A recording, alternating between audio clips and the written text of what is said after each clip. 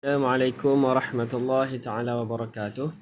Alhamdulillah, hari ini kita sambung lagi dalam mata pelajaran Usuluddin, iaitu tajuk Al-Hadarah fi Ahdi Daulah Al-Umayyah, kemajuan pada zaman kerajaan Umayyah.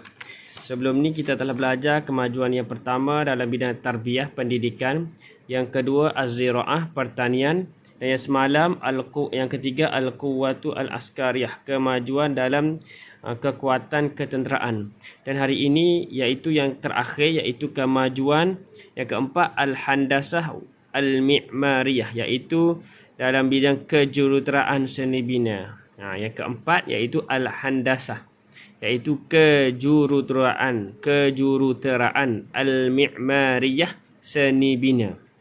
Jadi pada kerajaan Umayyah ni, seni bina pada zaman ini telah melalui proses revolusi ataupun kita panggil kemodenan. Okay, pertama kita lihat Amtaza al-Umayyi, dibezakan kerajaan Umayyah bitirazi mi'mari, dengan gaya seni bina al-awwal, yang pertama, fi tarikhil Islam, dalam sejarah Islam. Dia nak kata dibezakan kerajaan Umayyah ni dengan apa? Jadi maksudnya kerajaan Umayyah ni dibezakan dengan kerajaan yang sebelum ini, iaitu dengan gaya seni bina dia. Maksudnya ada revolusi, kemodenan, iaitu dalam fi tarikhil Islam, dalam sejarah Islam. Yang ni dalam kerajaan Islam, ni kerajaan Umayyah lah satu dipanggil kerajaan yang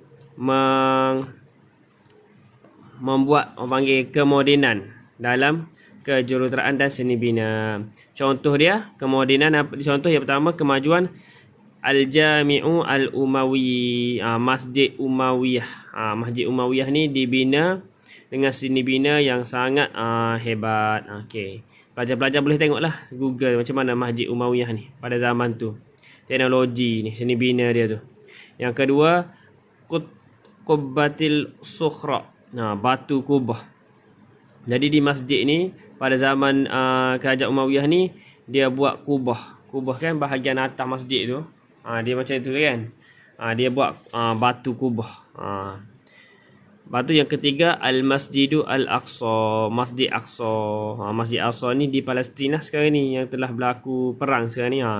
Pun seni bina situ di upgrade lah, di modernkan lagi. Yang seterusnya, yang kedua kita tengok kerajaan kemajuan dalam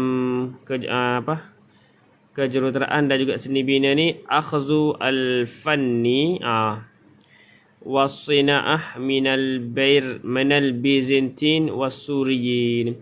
Kerajaan Umayyah ni mengambil al-fanni, dia mengambil ataupun kita panggil mencedok lah. Maksudnya dalam seni bina dia tu, dia mengambil dia tiru al-fanni, seni bina, was-sina'ah, dan industri penciptaan tu, minal Byzantin, daripada kerajaan Byzantin, was-Suriyin, dan kerajaan Syria sekarang ni. Jadi dalam seni bina dia ni banyak dipengaruhi daripada dicedok daripada seni bina Byzantin dengan Syria. Yang ketiga, Asyad al-Qusuri fi Badiyatish Syam.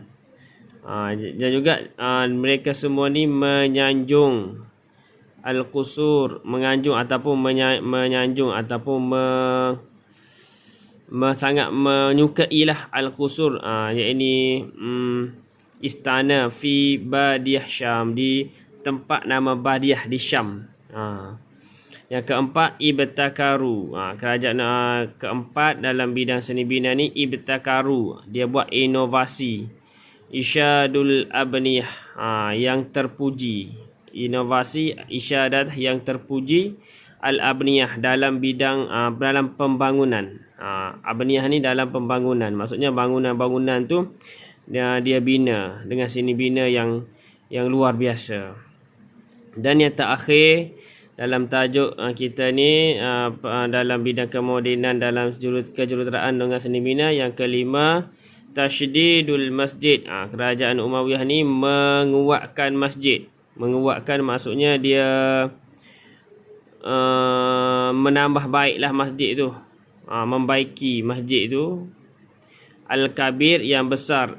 Bi Qurtobah, di Cordoba, Spanyol. Di Spanyol. Qurtobah ni di Cordova. Cordova tu di Spanyol. Maksudnya menguatkan di sini dia macam renovate lah masjid tu yang besar tu di Cordova, Spanyol tu menjadi satu masjid yang hebat. Boleh tengok kat Google macam mana di sini bina masjid tu kan. Bila dia buat tu penambahbaikan tu untuk menguatkan masjid tu di Cordova tu, fi ahdi Abdurrahman Ad-Dakhil, pada zaman pemerintahan Abdurrahman Ad-Dakhil. Pada zaman pemerintahan Abdurrahman Ad-Dakhil.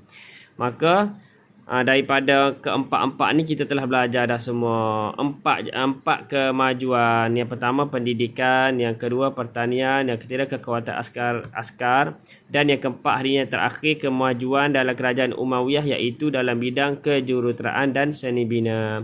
Maka habislah kemodenan, kemajuan situ.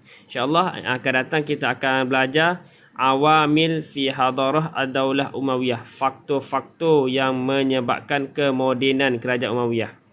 Tadi kita belajar kemodenan dia dari segi tarbiyahnya, dari segi ziraahnya, dari segi al-quwatu askariyah, dari segi al-handasah al-ma'mariyah. Sekarang ni kita akan datang kita akan belajar faktor-faktor kenapa dia boleh jadi moden macam tu.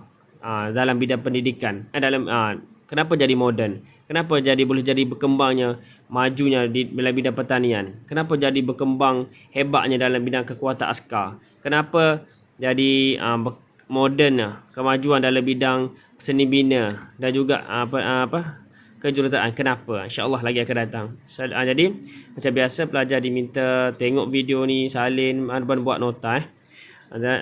Sekian. Assalamualaikum warahmatullahi taala wabarakatuh.